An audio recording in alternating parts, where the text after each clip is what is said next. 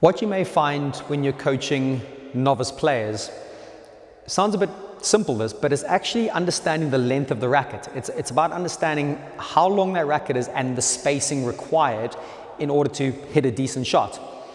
So this is a good little tool, I believe, to just get your players very basically practicing the length of the racket and understanding where it is. As a right-hander, Lawrence would be able to do this very easily, but we're going to try it left-handed. I'm going to show you right-handed for a straight example, Lawrence. So what you get your players to do would be hold the racket as high up as possible. You can practice a little bit with your right hand if you want to start. And it's just, in simple terms, bouncing the ball. Just getting this appreciation of the racket length, especially with juniors. If you're coaching 6, 7, 8-year-olds, they're growing in the spacing, it all gets a little bit awkward and different. This is a great way just to have a tool to understand spacing. You wouldn't spend a long time doing this. So in simple terms, Lawrence, you're going to start bouncing the ball. And as you're doing it, as you get more comfortable, start to maneuver your hand down into a correct grip. And ideally, just understanding and playing around with the spacing. You might find it a bit difficult in your left hand, but let's give it a quick little go. That's it. And ideally, you get the players to stand quite still. So try and make it go a bit further away from your body. That's it. And you're going to make some mistakes. Here we go. Try again. And it's just a great method for spatial awareness. And you can notice Lawrence, it's a bit crowded at the moment still. You can notice Lawrence is doing it there. What you want is to be able to get your player, and again, I'm going to cheat with, possible please, cheat with it right-handed. Eventually that's the goal, is to get it where there's like nice spacing in the arm. It's not dead straight, but it's not on your chest either. Try one more little go.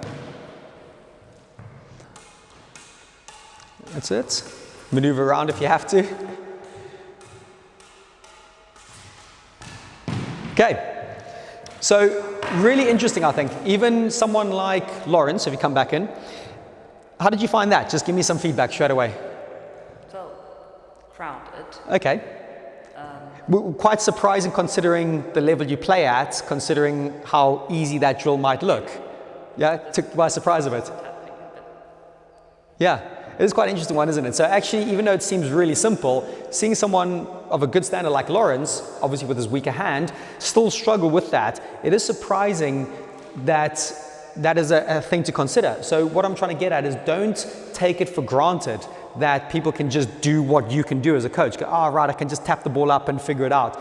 And it will only maybe be a few minutes, but getting players to understand that tapping and that spatial awareness and to understand the length of that racket.